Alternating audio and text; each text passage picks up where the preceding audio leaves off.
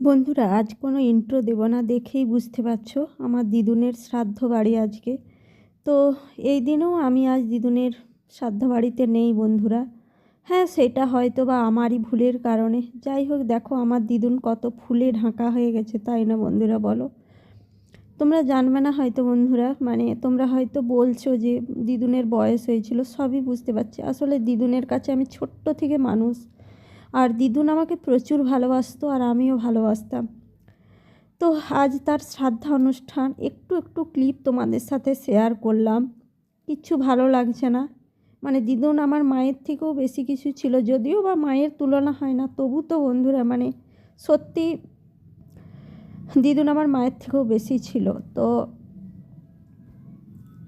কি আর করা যাবে বন্ধুরা, যুগ নিয়ম, একদিন না একদিন সবাইকেই ছেড়ে চলে যেতে হবে। কিন্তু ওই যে মানতে কষ্ট হচ্ছে বন্ধুরা যে আমার দিদুন আমার কাছে আর নেই।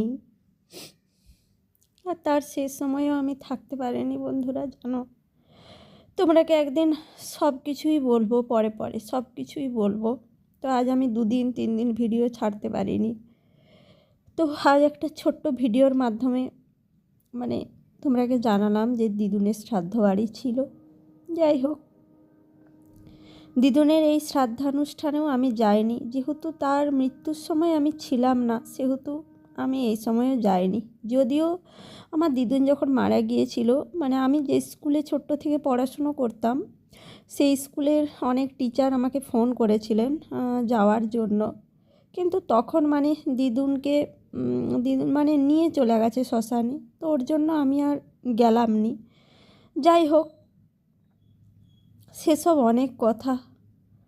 তো দেখো বন্ধুরা, এখানে এই যে ঘি পোড়ানো হচ্ছে, আমার 2 মামা, ছোটো মামা, বড় মামা, তারা শ্রাদ্ধ করছে। আমার 2 মামাই মুখে আগুন দিয়েছে আমার দিদুনের। আর আমার দিদুন না বন্ধুরা খুব খুব আদরের ছিল, খুব আদরের ছিল। আর খুব একজন লড়াকু মানুষ ছিল, খুব লড়াকু মানুষ।